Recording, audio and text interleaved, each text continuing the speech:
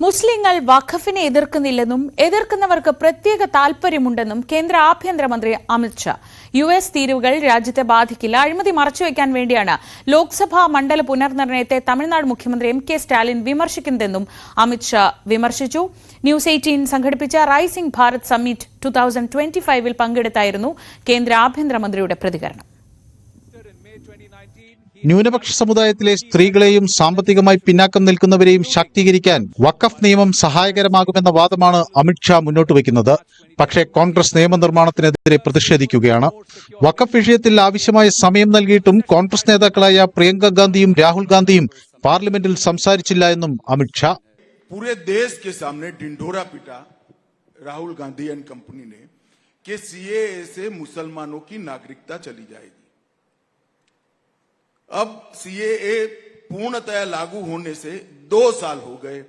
मैं राहुल गांधी को सार्वजनिक चुनौती देता हूं, एक भी मुसलमान की अगर नागरिकता गई है तो हमें बताए। पूरे देश को कांग्रेस पार्टी ने गुमराह किया, इनके इंडी अलायंस वालों ने गुमराह किया। मुसलमानों की नागरिकता चली जाएगी, नागरिकता चली जाएगी, नागरिकता चली जाएगी और देश में हिंसा कराए, यही जिम्मेदार है हिंसा के लिए। യുഎസ് പ്രസിഡന്റ് ഡൊണാൾഡ് ട്രംപ് ഇന്ത്യക്കെതിരെ ഏർപ്പെടുത്തിയ തീരുവകൾ രാജ്യത്തെ ബാധിക്കില്ലെന്ന് അമിത് ഷാ വ്യക്തമാക്കി. ഇന്ത്യയുടെ സമ്പദ് വ്യവസ്ഥ പ്രതിരോധ ശേഷിയുള്ളതാണ്. മുംബൈ ആക്രമണ കേസിലെ പ്രതി തഹാവുർ റാണയെ കൈമാറാൻ അമേരിക്ക തയ്യാറായത് മോദി സർക്കാരിന്റെ ആഗോള നയതന്ത്ര മികവാണ് പ്രകടമാക്കുന്നത് എന്നും അമിത് ഷാ അവകാശപ്പെട്ടു. जिन लोगों ने भी भारत की जमीन, भारत का सम्मान और भारत के नागरिकों के साथ दुर्व्यवहार भी किया है, वो हमारे कानून के जद में लाना चाहिए।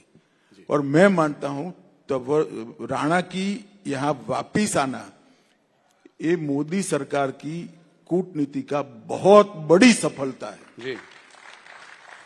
तो क्योंकि जिनके समय में जब बम धमाके हुए वो तो ला नहीं पाए, मगर आज वो वापिस आएगा, हमारी अदालत के सामने पेश होगा, हमारे संविधान के तहत उसको सजा होगी। ये देश के लिए बहुत बड़ी उपलब्धि है. മണിപ്പൂരിൽ സമാധാനം വളർത്തുന്നതിനുള്ള സർക്കാരിന്റെ പ്രതിബദ്ധത അമിത് ഷാ ആവർത്തിച്ചു പറഞ്ഞു. ഇരുവിഭാഗങ്ങളുടെയും ആശങ്ക പരിഹരിക്കുന്നതിന് കേന്ദ്ര സർക്കാർ അവരുമായി സംവദിക്കുന്നുണ്ട്. हमारा तो प्रयास है कि जल्दी से दोनों समुदायों के बीच में बातचीत हो और शांति स्थापित हो. कुछ सफलता मिली भी है, घटनाएं तो बंदी हुई है, मगर बातचीत में भी कुछ सफलता मिली है. परंतु मुझे लगता है कि 2-3 दौर की बाढ़ और होगी. ചിലർ എതിർക്കുന്നുണ്ടെങ്കിലും രാജ്യത്തിന്റെ നന്മയ്ക്കായി എല്ലാ രാഷ്ട്രീയ പാർട്ടികളും ആത്യന്തികമായി ഒരു രാഷ്ട്രം ഒരു തെരഞ്ഞെടുപ്പ് എന്ന ആശയത്തെ പിന്തുണയ്ക്കുമെന്നും കേന്ദ്ര ആഭ്യന്തരമന്ത്രി. പൗരത്വ നിയമം പാസാക്കിയതിനെ തുടർന്ന് ആക്രമണം പടരുന്ന അന്തരീക്ഷം രാഹുൽ ഗാന്ധിയും ഇന്ത്യ സഖ്യാംഗങ്ങളും സൃഷ്ടിച്ചു. സിഎഎ നിലവിൽ വന്നു. എന്നാൽ ആരുടെയെങ്കിലും പൗരത്വം ഇതുവരെ നഷ്ടപ്പെട്ടിട്ടുണ്ടോ എന്നും അമിത് ഷാ ചോദിച്ചു. News desk, news 18.